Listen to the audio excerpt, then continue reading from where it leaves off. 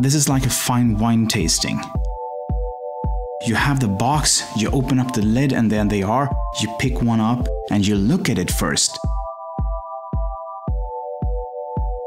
You cut the truffle from the top to the bottom, so you get all the different elements in one piece. And you can cut it in half or you can cut it in a quarter.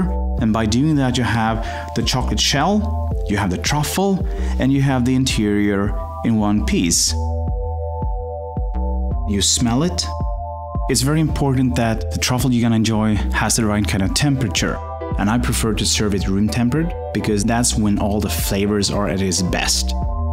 You put it in your mouth and slowly let it melt. And at the same time, you imagine the happiest moment in your life. It's all about trying to find your absolute best picture. There was one gentleman, he said to me, "Emanuel, I found the picture."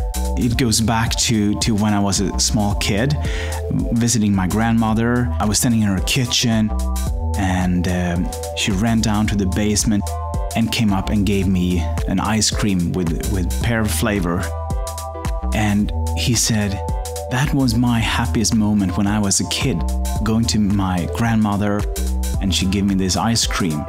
He totally understand where I was going. And you can also take another piece to smell that while you have the truffle in your mouth.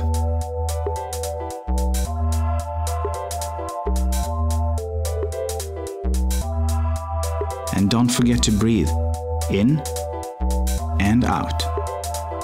And if you would like to have some drink to the different truffles, I actually recommend dessert wines, late harvest wines or ice wines, because it has to be a little bit more sweet wine than the truffle.